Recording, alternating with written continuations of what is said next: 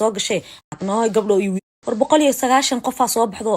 Mareykanka soo gashay aniga bas maxay ii hadlaysiin mise ana u magac dheera wax soo baxay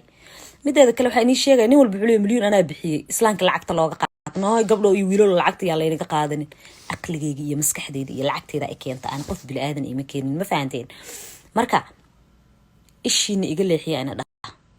soo baxo taas wadada furantay aniga tusaalaha iga dhiganine ishiina iga leexiya in kaar Allah guriga 3 habeen iyo 4 habeen ka badan aan seexan la ee qumayooyiyo aqnaa war 190 qof soo baxdo Mareykanka soo gashay aniga bas maxay ii hadlaysiin mise ana u magac dheera wax soo baxay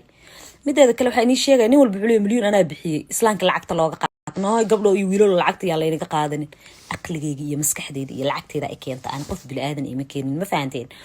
marka ishiina iga leexiya ana soo baxo taas wadada furantay aniga tusaalaha iga dhiganine ishiina iga leexiya in kaar Allah guriga 3 habeen iyo 4 habeen ka badan aan seexan la ee qumayooyiyo